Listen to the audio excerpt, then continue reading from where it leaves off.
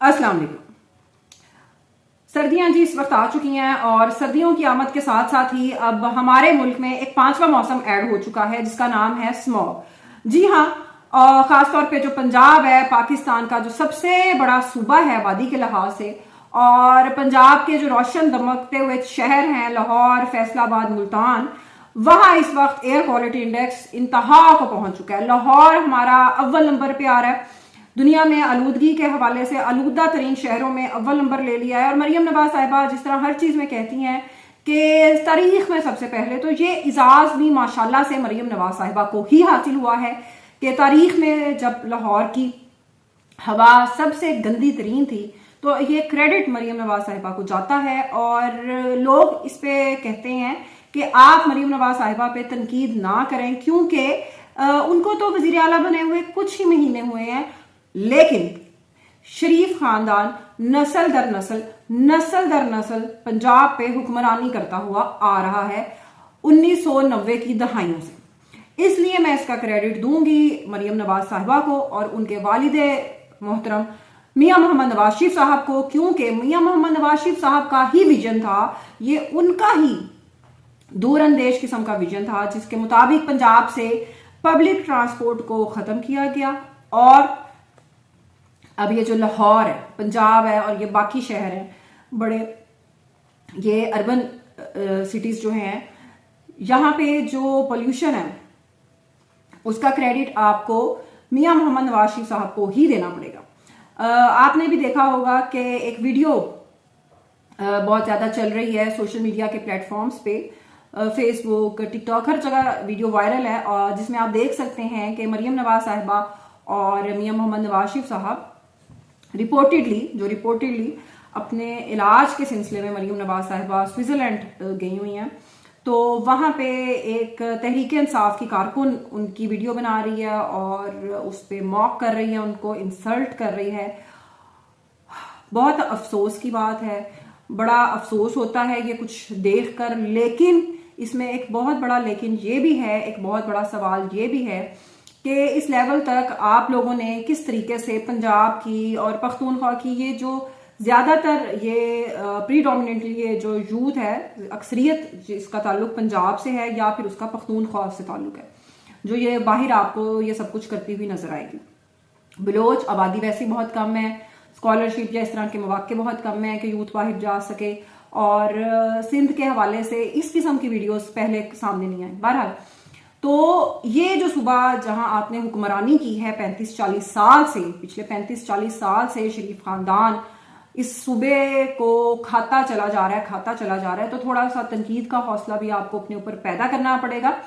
क्योंकि जो खामियां यहाँ पे लोगों में, नौजवानों में मौजूद हैं, उसका क्रेडिट उसी जमात को जाएगा, उसी सोच को जाएगा जिसने दो पार्टी सिस्टम खत्म करने के लिए पंजाब से पीपल्स पार्टी का नामो निशान मिटाने के लिए, और ये मैं कोई अनोखी बात नहीं कर रही, on the floor of house Saad Rafique साहब ये मान चुके हैं, उन्होंने दूसरी जमातों को खत्म करने के लिए अब अपने सामने एक बहुत बड़ा प्रॉब्लम पैदा कर लिया है जिसका नाम तहरीक इंसाफ है। और आपको अब इसको फेस करना पड़ेगा, क्योंकि जब आप सियासी ताकतों को कुचलेंगे तो फिर गैर सियासी जो ताकतें हैं वो सामने आती हैं, वो किसी ना किसी रुख में सामने आती हैं। इसी तरह जहां तक मरियम नवाज और नवाज शरीफ साहब की बात है, उसके साथ साथ बिलावल साहब भी बाहर चले गए हैं, मौलाना फजलुर रहमान साहब वो भी इस वक्त मुल्क में नहीं है। और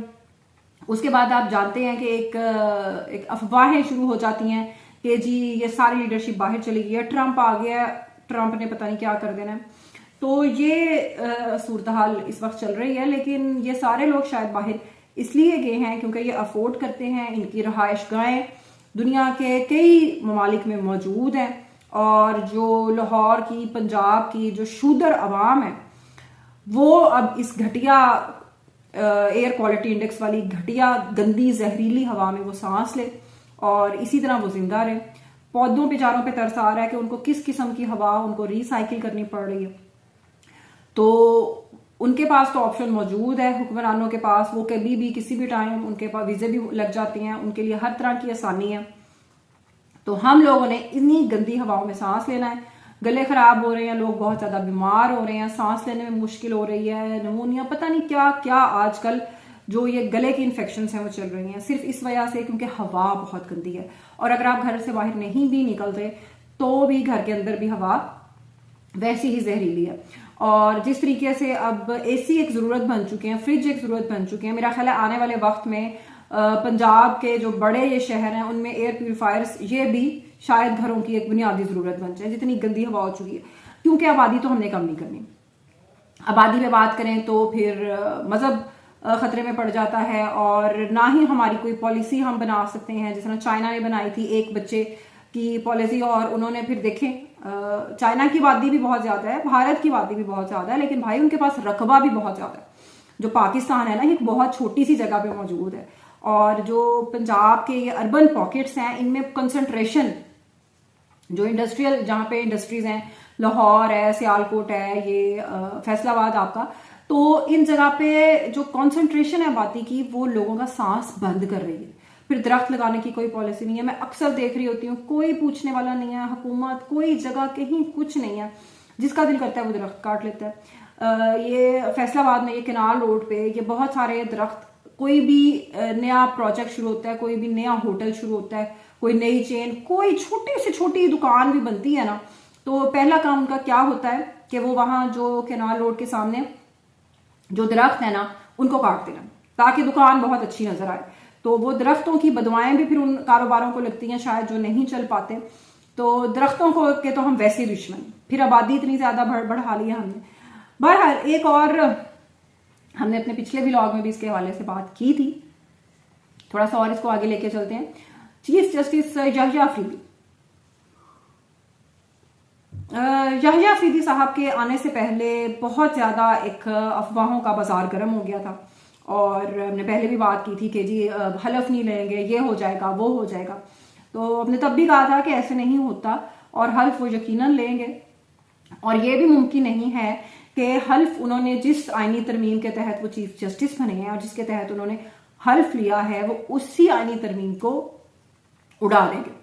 जस्टिस मंसूर अली शाह और जस्टिस मुनीब अख्तर ऑब्वियसली ये चाहते थे, क्योंकि वो तो फिर एक चीफ जस्टिस बनने की दौड़ से ही बाहर हो गए।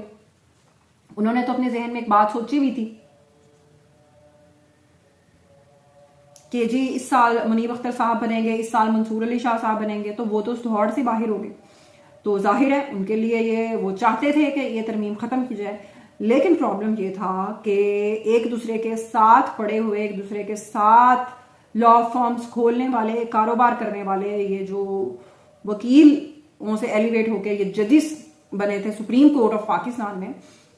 उनमें से एक याहिया अफरीदी साहब चीफ जस्टिस बन चुके थे। और यही वजह है कि जो इन्होंने खत लिखा और खुद ही मीटिंग भी बुलाई अपनी तरफ से मुनीब अख्तर साहब ने और मंसूर अली शाह साहब ने, उसका कोई नतीजा नहीं निकला। और इसी तरीके से काम चल रहा है। आईनी बेंच भी बना दिया गया है। जस्टिस अमीनुद्दीन जो एक्सक्यूज मी, जिनको चीफ जस्टिस बनाने में नाकाम हुई थी हुकूमत, उनको अब आईनी बेंच का सरबराह बना दिया गया। आने वाले दिन इस सूरत हाल को मजीद क्लियर करेंगे, लेकिन एक बात तो तय है कि मंसूर अली शाह साहब और मुनीब अख्तर साहब के लिए स्पेस हर गुजरते दिन के साथ सुप्रीम कोर्ट ऑफ पाकिस्तान में कम हो रही है। अल्लाह।